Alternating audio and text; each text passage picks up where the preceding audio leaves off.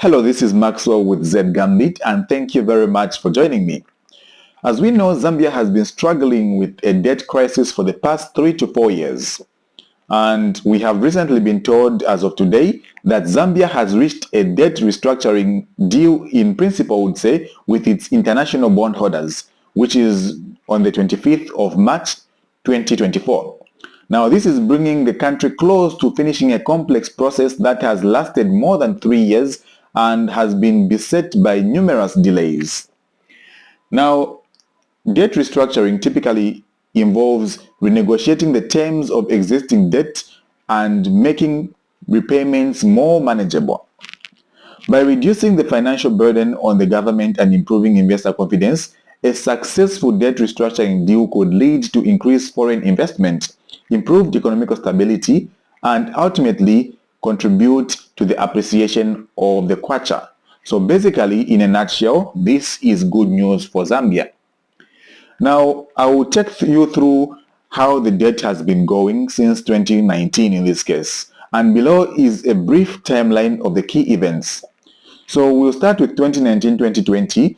Zambia faced challenges in repaying its debts, including its international dollar-denominated government bonds known as the Euro bonds. So this was everywhere and people were talking about it. It was quite famous. Now in May of 2020, the Zambian president then, which was Edgar Lungu, hired a French firm called Lazard to advise on restructuring the cash-strapped foreign debts, then officially said to be around 11 billion. So the debt at that moment was around 11 billion.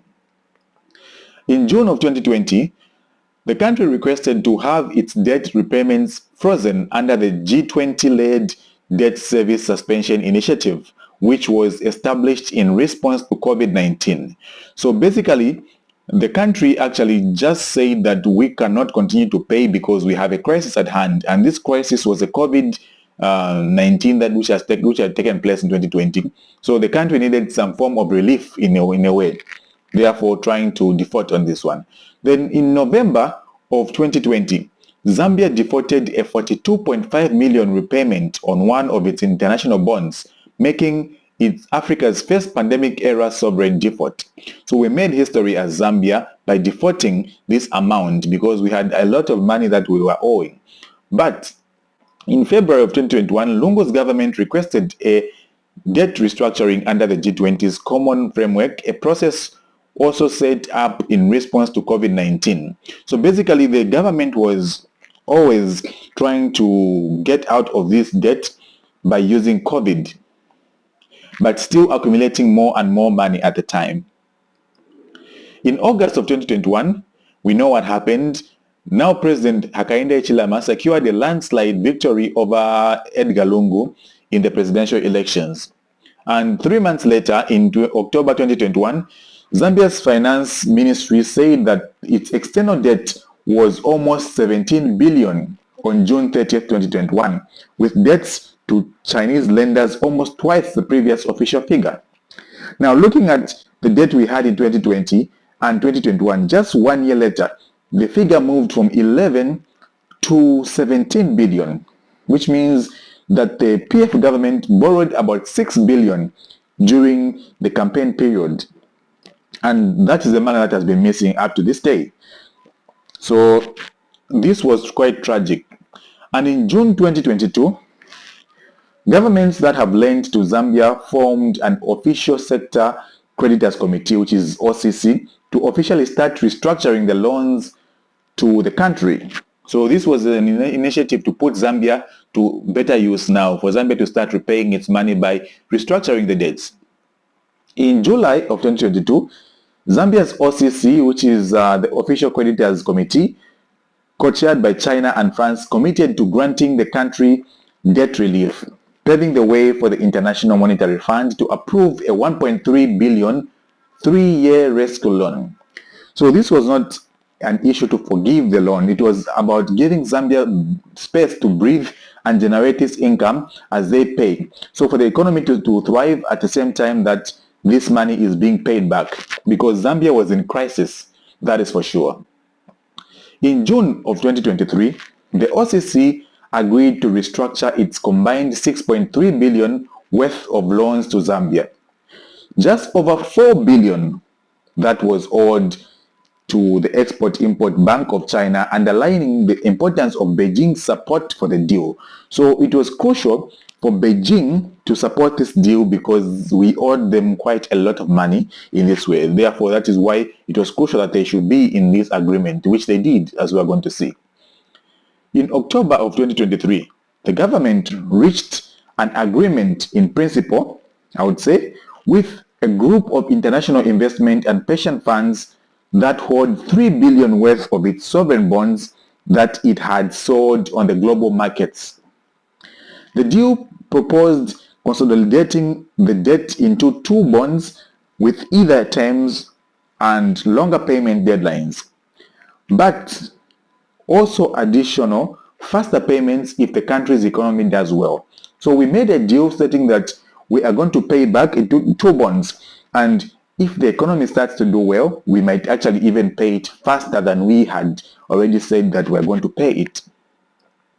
In November of 2023, the deal suffered a major blow after the government said that its bilateral OCC creditors had vetoed a revised deal with its bondholders on the grounds that it does not provide enough relief. So these bondholders were angry that the OCC is demanding debt relief from them that is materially higher than their Zambia's government or IMF deemed necessary, if you can put it that way. So that is what happened, and we had a huge blow in this case, which means that it was almost messed up. In January of this year, 2024, Zambian officials embarked on a journey by traveling to China for debt talks with the Chinese debtors or creditors, including the Export-Import Bank of China and commercial banks. In February of 2024, Zambia's President Hakainde Hichilema said that India and China had signed restructuring agreements, the last 2 of its bilateral creditors to do so, which was a milestone, but there was yet to have confirmation. March, which is this month of 2024, the government started formal talks again with the International Bond Holder Group on the new debt rework proposal. And now we are here that Zambia has signed a 3.4 billion debt restructuring deal. And now Zambia will have some relief from payment of this amount. So this is good for Zambia in that we have built investor trust, and at this moment the economy can breathe and the country would have its moment to thrive at this moment. It's just that the UPND government came in at the time that there was a crisis in Zambia. Many people would not know this because most people don't know that everything depends on the economy. If you want to solve everything, you have to handle the economy. So if people see the price of meal going up, they do not care about the economy. What they care is that they haven't eaten, which is a good thing as well for Zambians. Because Zambians care about what should be eaten and how they should survive as well. But the best way to handle this is by handling the economy, which was already crumbling. We were in shambles, and now we are getting back on track. So this is a good thing for Zambia, and this is a good thing for everyone. So in the few months that are to come here, we are going to see a rise in an appreciation in the dollar and in the Kwacha rate, in that the Kwacha would appreciate and become much more stable than before, which would be very good for international trades for Zambia. And also we'll have quite a number of investors to pump in more cash, and that also will be very wonderful for Zambia. So basically this is what it means when we say that Zambia has renegotiated the deal in this case. It doesn't mean that Zambia has been forgiven, no. It means that Zambia now has the chance to breathe as it is paying this amount. It says we're going to pay this money in the long run, but give us time to put our economy to better use. If we've got mines, let us now make more money with these mines and use this money to pay you instead of just paying you at once, because we don't have the money. If we pay you at once, we will crumble as a country. So we need you to bear with us and make these payments in small amounts with time as we work on the economy in that way. So basically that is it.